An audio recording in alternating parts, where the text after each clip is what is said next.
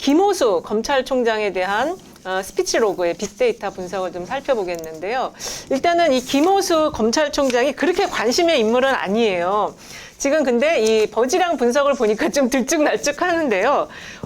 어제 오늘 사이로는 지금 우상향 하늘을 뚫을 예정 직전입니다. 자, 이거 어떻게 봐야 될까요? 문재인 대통령과 면담을 했죠. 네. 그 면담 효과인 것 같고요. 이제 4월 18일 기준으로 보면은 이제 피크를 찍었고 4월 13일에 이제 피크를 찍었다가 네. 이때는 주요 이제 파워 트위터리안 중심으로 이제 나왔었는데 4월 18일에는 이제 모든 채널에서 다 이제 좀 피크를 찍는 걸로 좀 나오고 있죠. 네. 문재인 대통령과의 면담은 저는 굉장히 잘했다고 봅니다.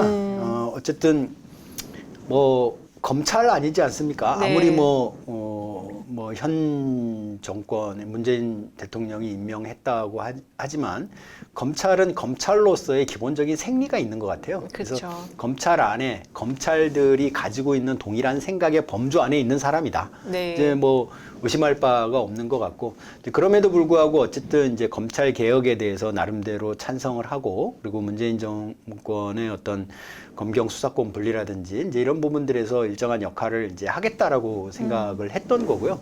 그리고 이제 어쨌든 문재인 대통령이 다시 불러서 사표를 네. 반려하고, 그리고 좀 되돌려보내고 끝까지 직을 다하겠다라고 얘기했던 것은 어떻게 보면은 이제 검찰 내부가 검수완박, 민주당의 검수완박 법안 발의로 단일 대오를 형성을 했는데, 뭐 약간 현 정권에 찬성하든 반대하든 이런 모든 검찰들이 단일 대오를 형성을 했는데, 이제 문재인 대통령과의 미팅 이후에 이 단일 대오가 흐트러졌다. 네. 이제 저는 그렇게 보고, 그런 측면에서 문재인 대통령께서 되게 잘 불러서 좀 네. 잘 타일렀다. 그렇습니다. 잘 타일렀다. 이렇게 잘 생각을 하고 타일렀다. 있습니다. 예, 예. 지금 70시간을 독대를 한 거예요. 이게 굉장히 네. 이게 흔한 일은 아니거든요. 네. 그리고 오늘 저녁에 지금 전국 평검사회가 또 잡혀 있어서 네. 어쨌든 지금 근데 저는 사실 김호수 이 검찰총장 보면은 이 권력 교체기에 이 인간의 나약상을 보여주는 인물이 아닌가 그런 생각이 들었는데요. 맞습니다. 지금 제일 최다 인용 발언이 직에 연연하지 않겠다. 근데 일단은 좀 직에 연연하는 듯한 모습을 보였는데 사표를 일요일날 갑자기 냈어요. 근데 네. 이제 대통령께서 그걸 반려를 시켰습니다. 네. 다시 이제 검찰총장이 됐는데요. 요거 지금 버즈량 추이가 다음 조사 때쯤에 이렇게 올라갈까요? 아니면 꺾일까요, 이게? 많이 꺾일 것 같지는 않습니다. 아, 이제 네. 약간 좀 꺾이기는 할 텐데요. 네. 뭐 저는 이제 윤석열 이제 당선자가 새로운 이슈들을 계속 만들어낼 것 같아요. 아, 그래서, 네. 그래서 어쨌든 다음 주에는 또 어떤 이슈가 나올지 궁금하긴 한데, 어쨌든 이 검수완박 이 법안 발의와 그리고 검찰 수사권 분리 이 부분은 앞으로도 좀 계속 이슈가 되지 않겠나. 그리고 그 정점에 사실 김호수 총장이 좀 있지 않겠나. 이제 이렇게 네. 생각이 들고요. 그래서 기존의 어떤 검사들의 여러 반발, 그리고 뭐 지금 사표를 막 내고 있지 않습니까? 네. 저는 이제 여기서 또 한마디 하고 싶은 게, 국가 공무원이잖아요. 네. 국가 공무원이 국가의 어떤 정책 위반 뭐 이런 부분들에 대해서 막 사표를 내고 막 반대하고 이런 경우가 검찰들에게는 맞아요. 좀 용서가 되는 듯한 이런 맞습니다. 이제 사회 분위기예요. 네.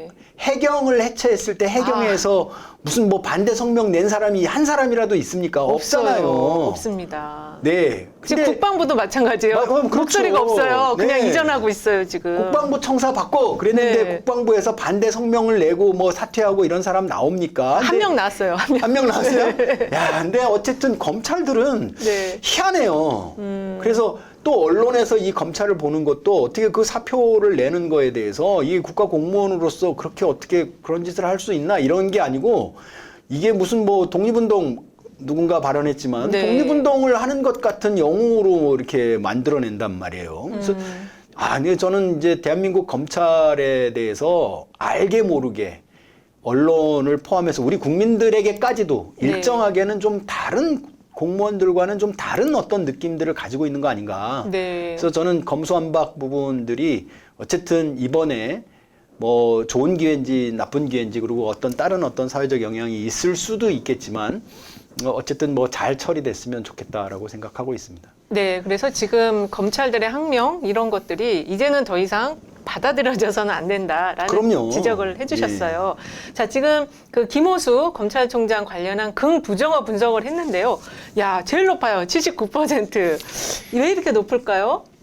이제 저는 이제 김호수 총장의 이제 긍부정이 높은 거는 네. 이제 이렇게 생각이 듭니다. 사실은 이제 아까 말씀드렸듯이 지금 현재의 대한민국의 이슈 부분들에 대해서는 거의가 양분되어 있지 않습니까? 네, 그렇죠. 그래서 뭐 어쨌든 이제 진보 진영과 보수 진영이 이제 극렬하게 좀 대립되는 이제 양상들을 보이는데 이 김호수 총장은 보수 진영에서도 욕먹고 진보 진영에서도 욕먹는 거죠. 그런 것 같아요. 네, 양쪽에서 욕먹는 양쪽에서 욕먹는 거죠. 네. 그래서 보수 진영에서는 빨리 떠나라. 그래야지 새로운 경찰총장 임명해서 뭐 윤석열의 뜻을 이렇게 뭐 실현을 하지 않겠느냐. 이제 네. 이런 거고 진보 진영에서는 야 검찰 개혁 제대로 해야지. 뭐 지금 뭐 하는 거냐. 이제 이런 욕을 동시에 먹고 있어서 어떻게 보면은 좀 그 자리에 정권 말기 그리고 정권 초기에 어떤 자리가 가지고 있는 부분이 좀 크게 나타난 거 아닌가 이렇게 생각하고 있습니다. 네, 지금 그 어제 그 문재인 대통령을 이제 면담을 하고 온 김호수 검찰총장이요. 검수완박 대신 검찰의 공정과 중립을 가능하게 하는 특별법을 만들 수도 있다. 이런 이야기를 했다고 합니다. 그래서 지금 민주당이 어쨌든 이 검수완박법, 검찰의 수사권을 완전 분리하는 법안을 지금 곧 통과시킬 예정이 어제도 밤새 토론을 했거든요. 근데 이게 지금 새로운 법안이 제출될 가능성이 지금 나오고 있는 것 같아요. 요거 관련해서는 저희도 지금 정확한 내용은 잘 지금 알 수가 없어서 좀 상황을 지켜봐야 될 것 같습니다. 네. 근데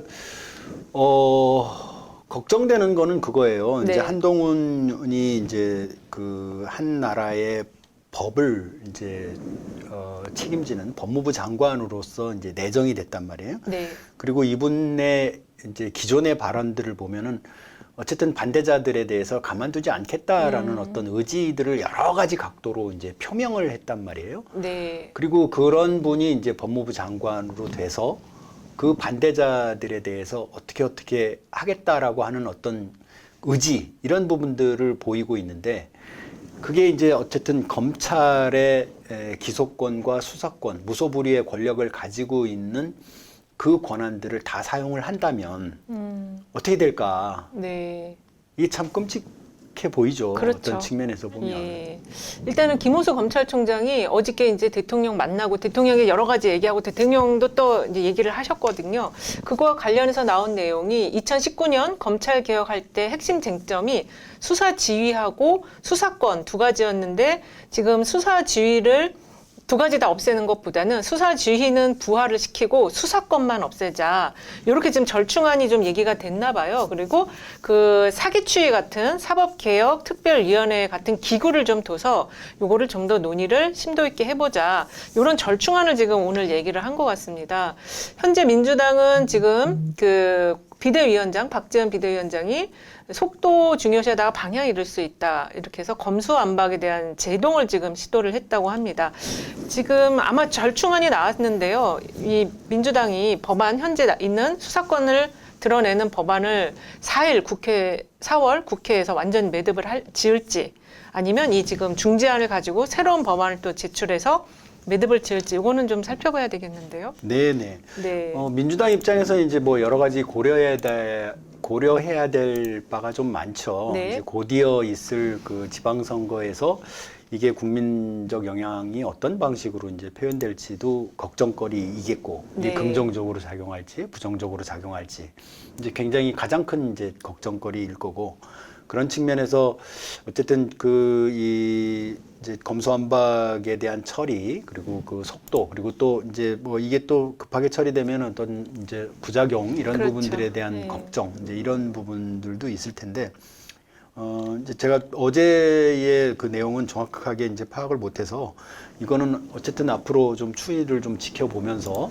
민주당은 뭐 두 가지 과제 어쨌든 이제 역사적으로 실현해야 될 검찰 개혁의 과제 그리고 또 민주당이 또 지방선거에서 또 선전을 해야 되는 어떤 그런 어떤 역사적 과제 이 두 가지를 좀 다 슬기롭게 좀 잘 풀었으면 좋겠다라는 희망이 있습니다. 네, 그렇습니다. 그래서 일단은 이 대통령 면담의 내용이 좀 반영된 새로운 법안이 제출이 될지는 좀 살펴봐야 될 것 같고요.